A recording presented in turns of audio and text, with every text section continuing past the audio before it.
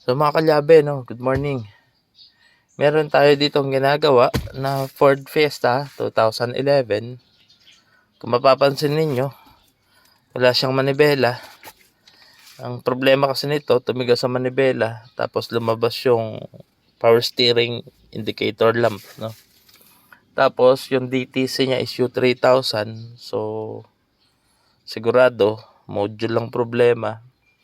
Tapos bukod dun sa module, meron pang isa yung steering shaft torque sensor 2. So yun, ibaba na natin yung manibela. Ito na.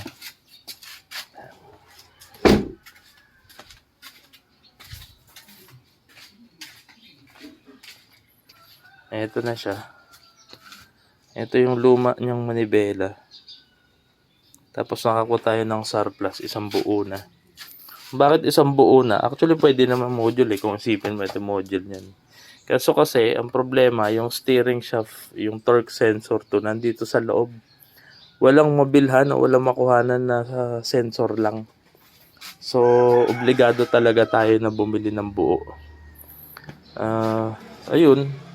Swerte naman nakakuha tayo. Binigay na rin mabait yung supplier.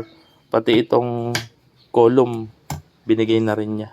Tsaka manibela isinama na. May clock spring pa yan ng mga kalyabe. So ayun.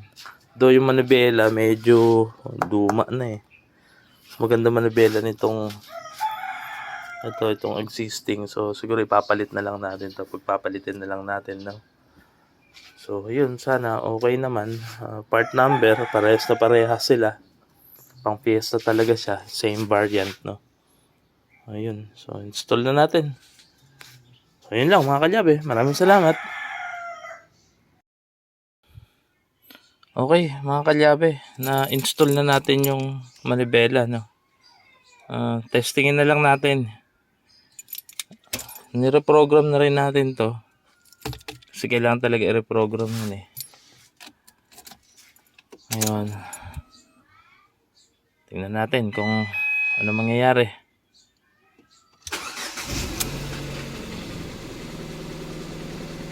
So, ayun mga kalyabe, no, wala na yung indicator lamp ng power steering, tsaka malambot na.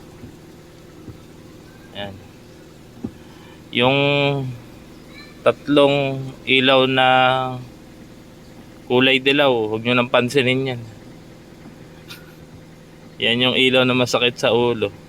Pero naka-schedule na yan, no. Hinihintay ko na lang din mga kalyabe yung in-order ko na IC.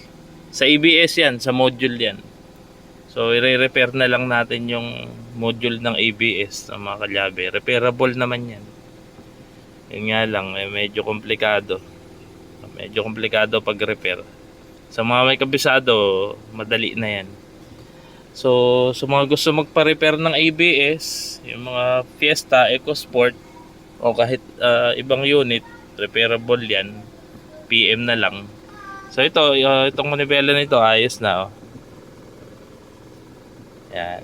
So okay na. Tapos konting alignment na lang yan, tapos babalik na lang yung mga cover. So okay na mga kalyabe. Maraming salamat.